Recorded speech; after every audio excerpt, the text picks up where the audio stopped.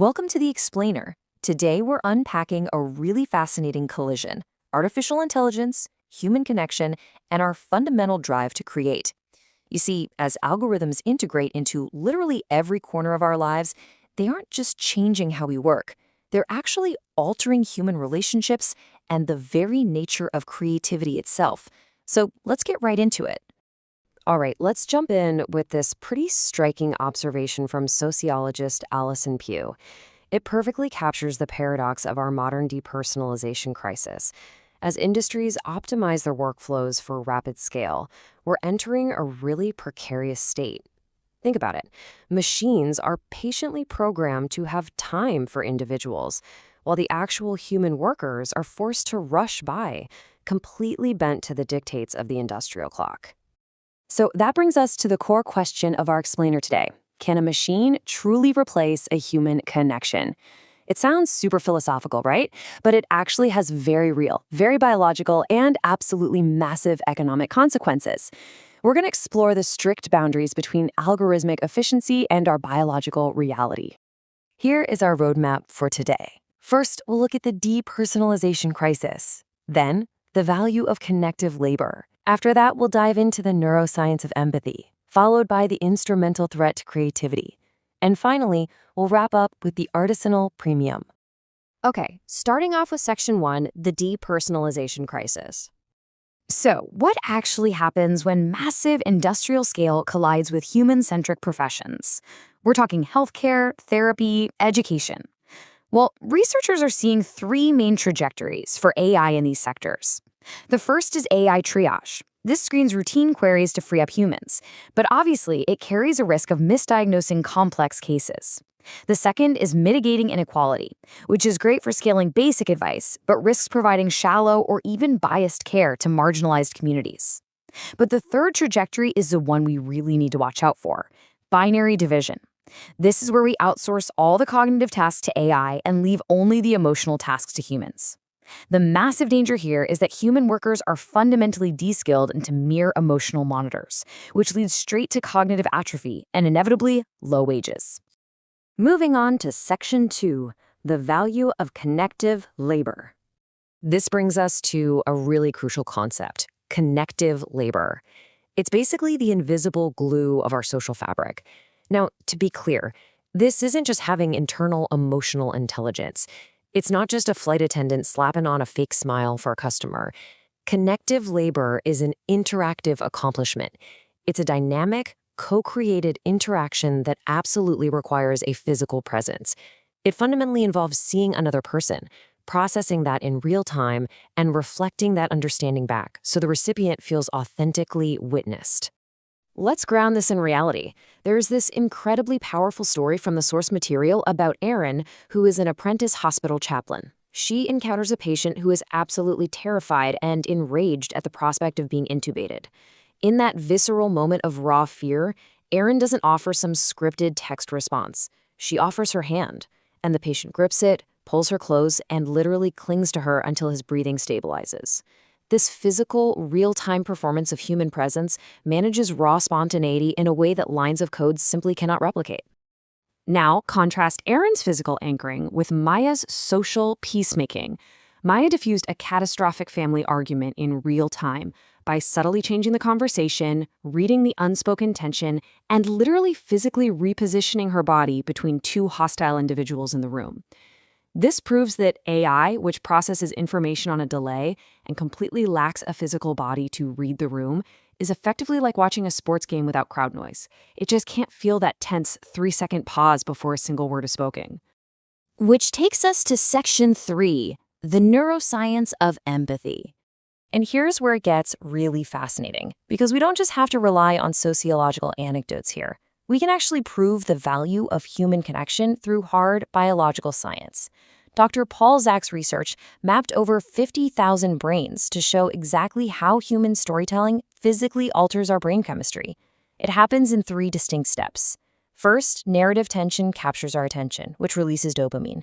Second, as we connect with the struggle, we experience emotional resonance, releasing oxytocin, which is often called the moral molecule.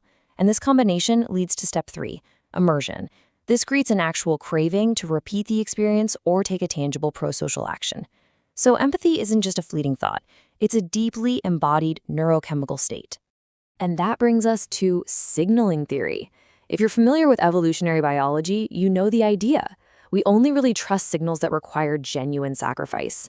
And this beautifully explains why AI empathy feels so hollow to us. Authentic human empathy is costly. It requires a high self-sacrifice of our limited time and our emotional energy. Because it's hard to fake, we trust it. Algorithmic simulation, on the other hand, costs absolutely nothing. It has zero self-sacrifice and generates stateless output. As a result, when people find out a caring message was actually generated by AI, they apply what's called an AI penalty. Trust completely collapses because the recipient suddenly realizes no actual biological resources were sacrificed for them. Let's shift gears to Section 4, the instrumental threat to creativity. Building on that biological reality, we have to ask, how exactly is AI's cheap simulation threatening human creativity?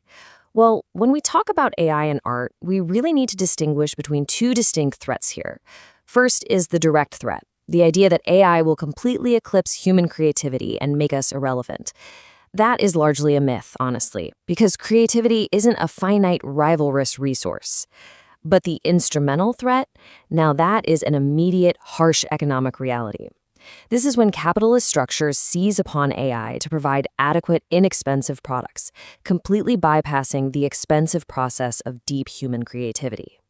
And because of that instrumental threat, some very specific roles are in massive jeopardy right now. I'm talking about copywriters, web designers, advertising creators, internal messaging writers. These roles produce creativity for profit. It's a space where a website or a press release is meant to direct attention, right? It's not necessarily meant to be marveled at like a painting. AI easily meets this low bar of professional demand at a fraction of the cost, completely threatening the daily livelihoods of an entire class of professional creatives. But, and this is a massive but, we have to remember that AI has never actually lived.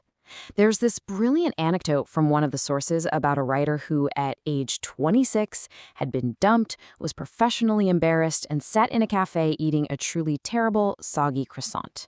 And you know what he did? He wrote the best piece of his career that afternoon. Not because he was a technical genius, but because his personal disaster provided raw, authentic material. Truly transformative art requires the somatic weight of grief, lived experience, and biological mortality. AI can perfectly mimic the structure of a dramatic arc for sure, but it can't sit there, eat a soggy croissant, and feel heartbroken. Finally, Section 5, the artisanal premium. So, how exactly do we survive this massive transition? Well, professionals are going to have to master some new collaboration models to keep their creative muscles sharp. There's the Centaur approach, which is a strict division of labor. You do the strategic thinking, and the AI organizes the raw data. Then there's the cyborg approach. This is a symbiotic co-creation, a real-time blending of human and AI efforts for rapid prototyping. The key here is treating AI as an extended cognition tool, rather than an adversary that just takes over the entire process. And as a direct counter-movement to all this digital abundance, we're seeing the rise of what's called the artisanal premium. This is basically the surging economic value of physical craftsmanship and human imperfection. When software can generate sterile, flawless perfection in seconds, the unpredictable, slightly irregular fingerprints of actual human effort become the ultimate luxury. It signals to a consumer that a real human being with a physical body dedicated their finite time to making something. To prevent a frankly dystopian future, what some sociologists are warning could become a sort of techno-feudalism, where a few massive tech platforms own everything and the rest of us are just gig workers. We need some serious structural interventions. We absolutely must aggressively protect high-touch sectors like healthcare and education from full automation. Tech companies have to implement ethical engineering protocols that actually optimize for human well-being, not just speed. We need to foster human-centric workplaces that don't de-skill employees, and we must champion local craftsmanship to ensure human physical mastery remains a viable livelihood. Which leaves us with this. In your own life, in your work, in your relationships, will you seek out the true, biologically costly connection of the artisanal premium? Or will you just settle for the cheap, sterile perfection of the machine? It's a choice we're literally making every single day. Thanks for joining me for this explainer. Keep learning, and I'll see you next time.